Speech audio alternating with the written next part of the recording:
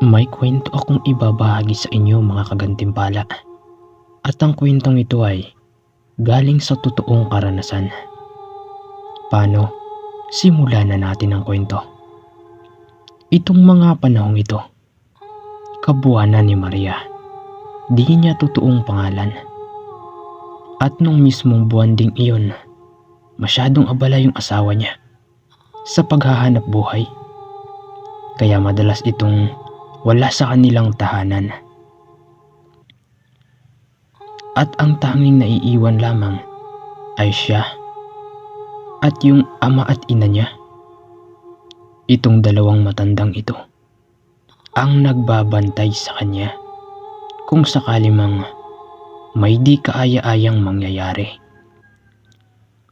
Doon kasi sa baryo nila, may mga pailan-ilan na naririnig sila patungkol sa mga aswang. Kaya doble ang pagbabantay sa kanya ng mga ito. Isang hapon, bale, nakaupo si Myrna sa labas ng kanilang tahanan. Habang himas-himas ang kanyang tiyan, maya-maya pa, may napansin siyang isang matandang babae na nakatitig sa kanya. Biglang nakaramdam si Myrna ng kilabot, gawa ng sobrang haba ng buhok ng matanda at kulay puti pa yun. Halos sumayad na yun sa lupa. Nanlilisik yung mga mata nun at nanginginig yung mga panga habang tinuturo ang tiyan ni Myrna. Napalingon naman si Myrna sa mga taong dumaraan doon. Tinitingnan niya kung napapansin ba nila yung ginagawa ng matanda.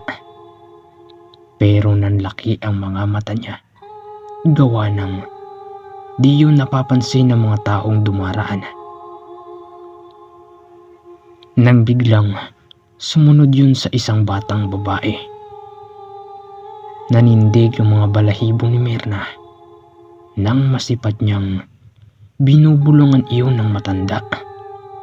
At kasabay nun, pumasok iyon sa tahanan ng bata na di man lang namamalayan ng mga magulang nito. Dumaan pa ang ilang araw. May napabalita ng namatay yung batang iyon sa di malamang dahilan. May mga nagsasabi na paminsan-minsan raw may nakikita silang isang matandang babae. Panay ang sunod nun sa bata. Ang akala nga nila, lola niya yun. Ayon naman sa mga magulang ng bata, wala naman daw silang napapansin. Nagtaka na lang sila na sa pagdaan ng mga araw, di na kumakain yung anak nila. At sa kalaunan, tuluyan na nga yung nawala ng buhay. Kaya ang ginawa ni Myrna, paminsan-minsan, di na siya naglalagay sa labas ng kanilang tindahan. Kung lalabas man siya, kasama niya yung dalawang matanda. Sa pagsapit ng gabi, mga bandang alauna na nung mga oras na yun. Habang nasa kahimbingan ng tulog, biglang nagising si Myrna. Gawa ng parang may naririnig siyang boses na tumatawag sa pangalan niya. At yung boses na yun, boses yun ng kapatid niyang matagal nang patay. Biglang pumasok sa isip ni Myrna na pag may mga ganong kaganapan o pangyayari, wag na wag niya raw itong sasagutin. Mahigpit yun na bilin sa kanya nung dalawang matanda. Gawa ng sa oras na sinagot niya yun, may di magandang mangyayari sa kanya. Pati na doon sa dinadala niya. Kinaumagahan, agad niya namang ikwinento sa mga ito ang mga nangyari. Biglang napatahimik naman yung dalawang matanda nung marinig nila iyon. Gawa ng nagsisimula na ulit ang mga ganong kaganapan sa tuwing may malapit ng mga anak. Matapos nun, may ikinabit yung lola niya sa kanyang bewang. Pantaboy raw iyon sa mga aswang. Kinahapunan, habang naglalakad si Myrna palabas ng kanilang tindahan para umupo, biglang tumingirik lahat ng buhok niya sa kanyang batok. Gawa ng nakita niya na nakatayo yung matandang iyon sa labas ng kanilang tindahan. Kasabay nun ang malakas na pagsigaw niya. Maya-maya pa, dumating na nga ang lahat ng miyembro ng kanilang tahanan para puntahan siya.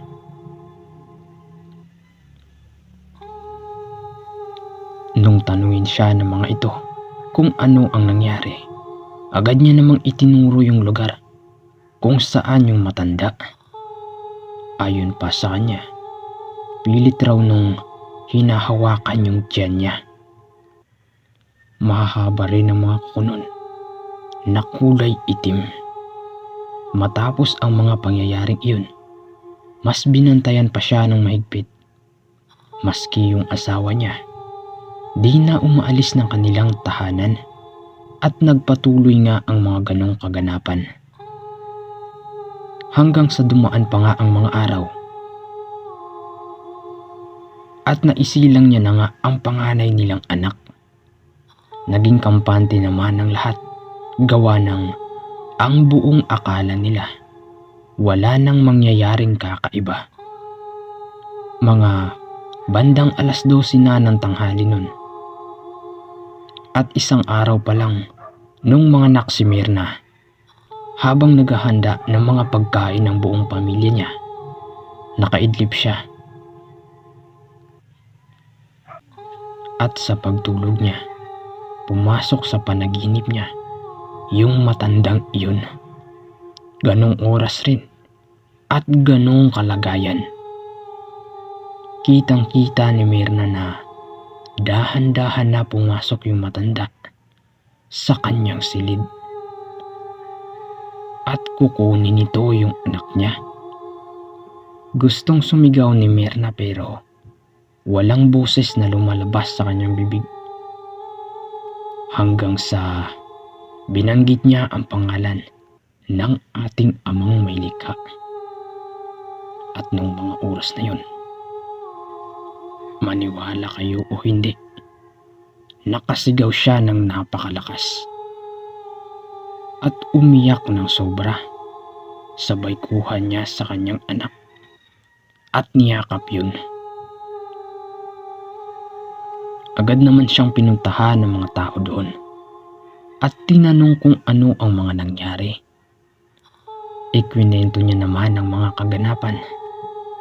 Kaya mula noon, lumipat sila ng tahanan at doon nga sila nagsimula ng bagong buhay. Pero magpahanggang sa ngayon, kahit na 6 na ang anak ni Myrna, di niya pa rin makalimutan ang mga kaganapan na pinamagatang muntik nang mawala sa akin ang aking anak. So yun guys, magandang kwento, di ba? Pero ang point doon ay kung di niya nabanggit ang pangalan ng ating amang may likha, siguro di ba yung anak niya wala na, di ba? Malamang nakuha yun ng matanda. So yun, malakas yung pananampalataya niya kaya nangyari ang mga bagay na yun. So yun, isa na rin yun yung pagmamahal niya sa kanyang anak, diba? So yun guys, napakaangas na kwento at sana suportahan niyo pa ako sa susunod ko pang mga kwento. Pasensya na at ngayon lang uli ako nakapag-upload ng mga kwento. Yun, maraming salamat. Hanggang sa muli.